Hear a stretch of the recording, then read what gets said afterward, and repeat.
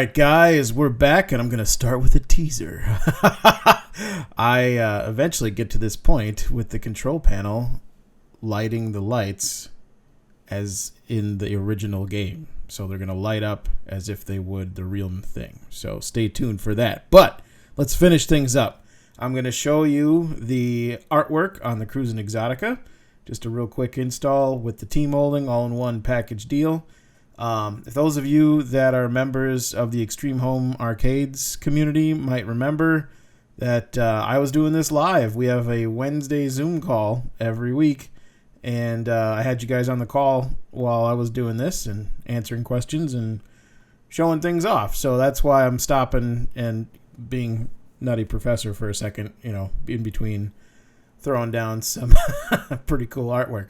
Now, those of you that are keen-eyed in the audience will see that I just cut it out real quick. On the left-hand bottom side was that seat vinyl I was talking about in part 5, the last video I posted.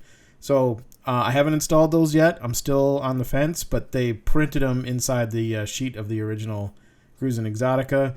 And also, those of you that know Cruis'n Exotica, the cabinet design was slightly different. You can see at the very bottom of the base, there was like a waveform. So the shape of the cabinet is slightly different, and that's why the artwork gets cut off. I know this is one of those things where it's like, you'd never notice it if I didn't talk about it, but now that you see it, you can't unsee it. But my whole point was centering the name, the Cruis'n Exotica, on the artwork and let the rest just flow. And I think it turned out nice. You tell me in the comments below. I know it's not an exact match. And for my room, unfortunately, it kind of doesn't matter, because these machines will kind of be sandwiched together so much in my office, you won't see it. All right, so here's the part everybody's been waiting for. Attaching this LED product I showed off in the last video to the T-molding was a nightmare, to the point where I just don't recommend doing it. It was so bad.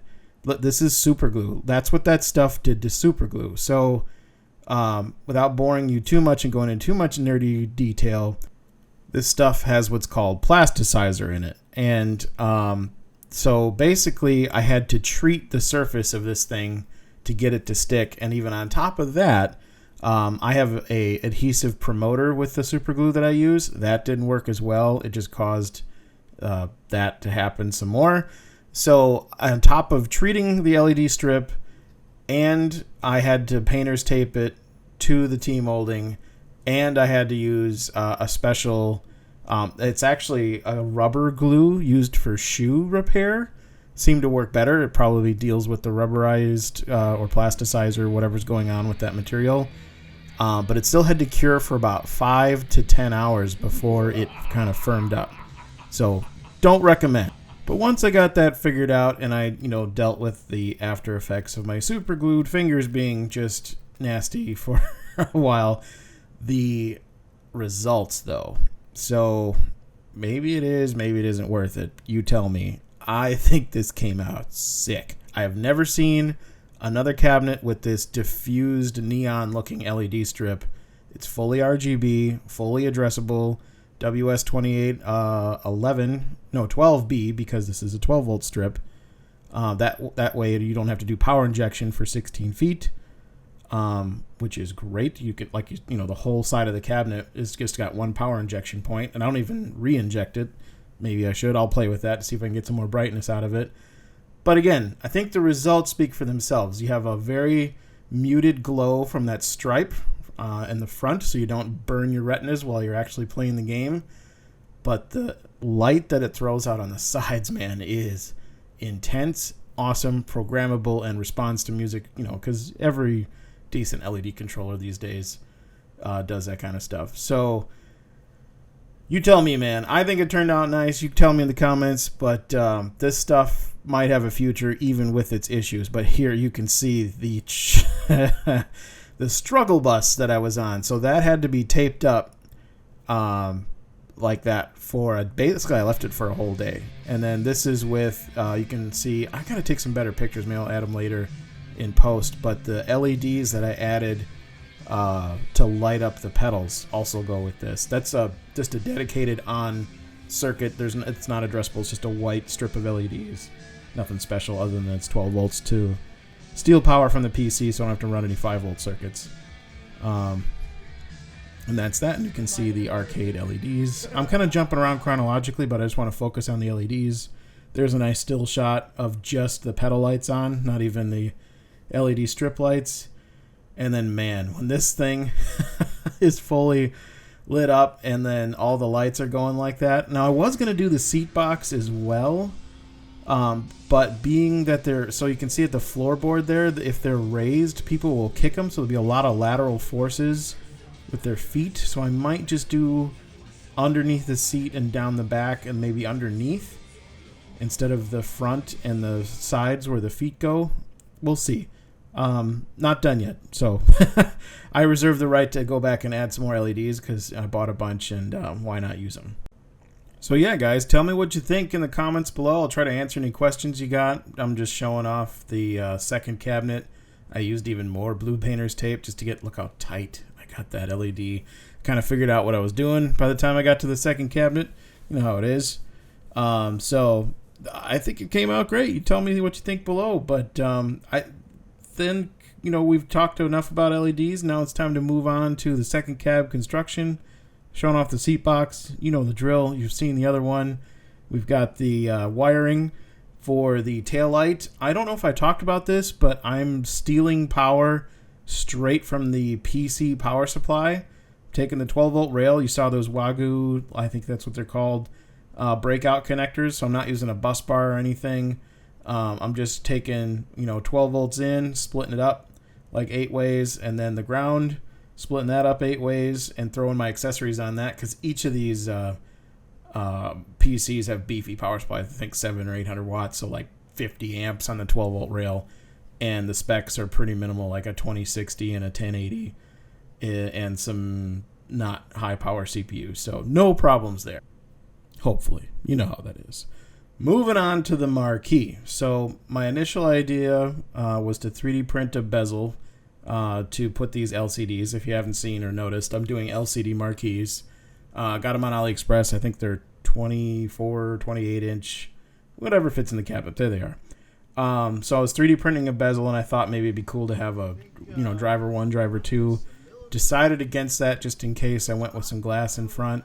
But this is my first test fit. It is printed a little corner of it to make sure I had the dimensions right, but you can see the top bezel's a little tall, but that's the finished product. My 3D printer's not that big, so if you look real close, they came out in 3 sections, but I think they came out nice. So this is the desktop, like if you're in Windows, if you're an IT guy, you know what BG info is. That's where it takes your machine name, and I edit it down to just say IP address, because a lot of these network games that I'll get into in another video, some of them need specific IP addresses, so you have to change it to get it to work, so far as I know. So I wanted BG info to reflect what the IP addresses were as they were being assigned, because now I'm writing scripts to change IP addresses on the fly. I'll get into that more in another video once we get into how games work. This is the adapter plate I wanted to tell you about. There it is up in the corner. That's how I get the steering wheel on and off, and with that bolt in the middle. It's nice, replaceable. Here's a time lapse of, we talked a little bit about this last video, but I want to show you how I did it. There's just that freestanding cheapo frame.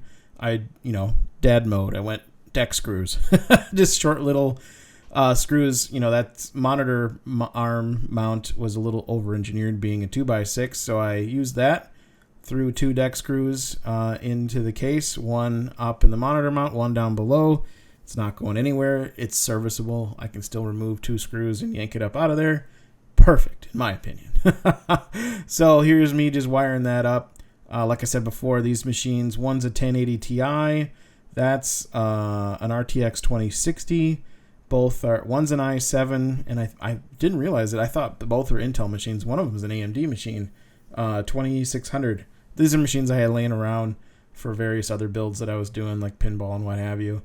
There's the wiring. I was showing off those Wagyu connectors. The one that I Sharpied black is ground to remind me what's going on. I was using too small a gauge wiring. Those stupid LEDs, I did the math. If they're all white all the time, which it never is, they pull up to like 6 or 7 amps at 12 volts. So it's they get up there. So it was making the wire.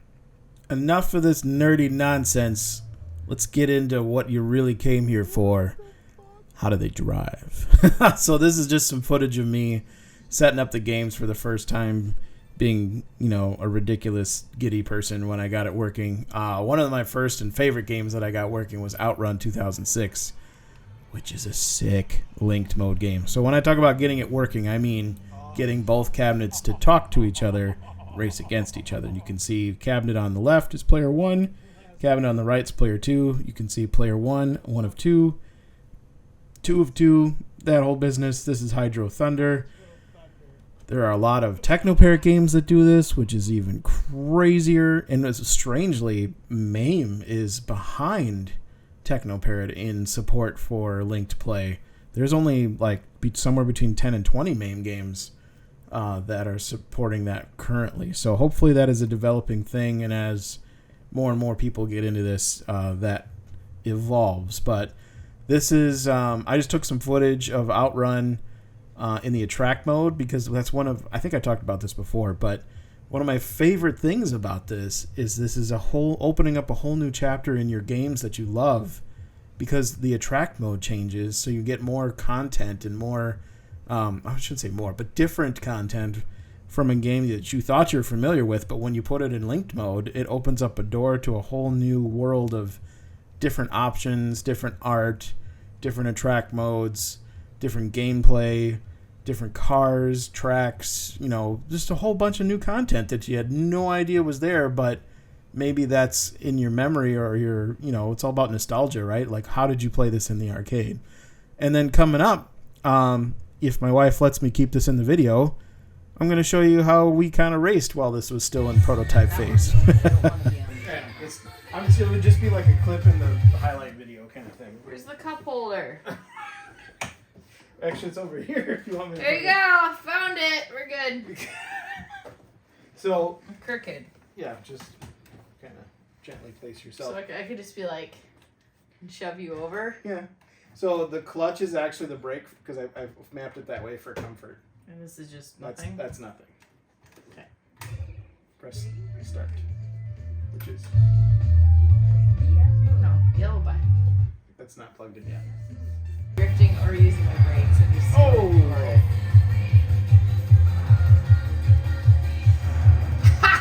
Oh, you just threw a car at me! Yeah. Now I think I'm hitting your plastic thing when I do that. You can't use my brake because I'll break your thing. But it's also a good, sorry. Sarah just raced me, and she got not 1, but 237 laps? What? That's all fun and games until the wife beats you at your own game, right, guys? Anyway, showing off a little bit of preliminary launchbox theme. I don't know what I'm going to use for the front end of this, but I thought this one looked cool. Whatever. But it's just a random big box theme like always. And there's my son and his friend playing some games. We had this thing. I let them prototype it. Oh, let's talk control panel. Look how lucky I got on this 3D print. That's a 30-hour print. That's what I had left over for filament. Yikes. But this is what I printed. So this is the left side control panel. It holds the Stream Deck, which I'm going to use mainly to put the 9-pin for saving games and games like Cruis'n, Fast and Furious, stuff like that. If you're not familiar, that's a programmable 12 keypad that you can make any key do anything. So each game can be customizable. So the 30-hour print I was talking about, this is the giant thick boy joystick mount holder on my little Anycubic Viper. So there you go. It's in its final form, and that's what that looks like. Just add buttons. Hey guys, I don't know if it's going to make it in the video or not, but I just want to shoot some quick footage of what I'm doing here before I button it up, because I feel like once I button this up, I'm not going to feel like tearing it apart again. So I thought I'd quick explain. This is my left-hand side panel. So Stream Deck, 4 VR buttons that you traditionally see on all the Sega Racing, Virtua Racing. Decided to put a USB in just to have some easy access. And then I'm using this as the radio button that like Cruis'n USA has. And then on the right-hand side here, we've got my wires can reach. This giant square hole is where the shifter goes, and then a start and coin. And how I'm wiring this is got your classic ground bar that you know I love to use. And then this is the LED driver. So these are simple white LEDs, sorry for the shadow, that are controllable. So I am going to have these interact with outputs. So like the games will flash the light, etc., depending on what's going on. And then the buttons themselves, the switches, are going into a simple zero delay encoder and then back to USB to the machine. Oh, and then if you haven't seen this, this is the shifter. This was an AliExpress experiment, $50, just goes to USB, shows up as a gamepad. Each gear is a button. Should work fine. And that goes in that square. Hopefully that makes sense. So there you go. You can see the Stream Deck, the numpad that I'm planning on using with Technoparrot games. If you recall, Batman, Fast and the Furious, Snowcross, all those games use numbers to save your games. So they're going to change. Hopefully I can get it to work with Technoparrot games where it'll fire up the right profile on startup. But what I'm showing off here is I finally got the outputs working with MAME. So when you throw some credits at it, the start button flashes. When you're in the game, the view buttons, as you press them, light up. And the radio button just lights. I don't think that flashes or anything, but I can, if the original game supported the output, you can usually map it to an actual output that you are trying to recreate, if that makes any sense. So if the game originally had a button to light up, you can assign an output to your own light. You know, independent of buttons. They don't know they're buttons. They just know that they're lights, if that makes sense. That's how that works. I will do a video on how to do this separately because it's just as in-depth as LED Blinky and it's related. So look forward to that at some point. We're going to have separate videos on linking game software and then also the LED stuff, maybe the Stream Deck stuff, if that makes sense. Like I said, guys, I'm open to explaining anything and everything. So throw them down in the comments if you got questions and I'll try to hit them. And even simple stuff like assigning game controls like steering wheels and shifters, because that can get a little tricky in MAME, where some shifters are supposed to be toggle or some shifters are supposed to be hold press for the gears. Darth Marino on YouTube, look him up. He's got excellent guides and videos on the differences in different games and how to hook that stuff up and get that stuff working. Because again, every game's different. You gotta just kind of play around with it and try to get it to work. That's what I do. Just jump in and start making things happen. But just showing some footage. This is my favorite racing game, Virtual Racing. Everybody knows that.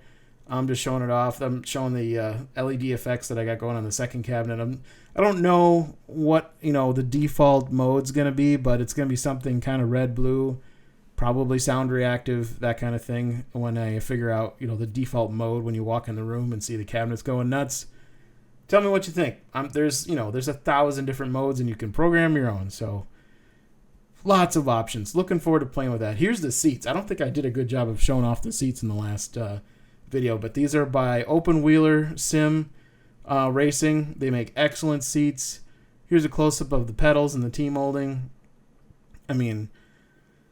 I think they came out really nice. The only thing I'm missing is I think at some point I may come back and make coin boxes. You know how they had them on the left-hand side of the actual machines? I'm probably going to make them so they're removable, but I really want a coin door, and at least a single coin door, with 2 credits, or an over-under like the originals had. And so now I'm showing off, I'm booting up Daytona USA 2017 for the first time, the Technoparrot version. If you notice the cameras right above the steering wheels, Daytona in linked mode requires cameras. So on the left is a Logitech, on the right is some random Chinese thing. They both worked. However, in another Technoparrot game, the Chinese one didn't work. So I recommend just getting a Logitech cheapo.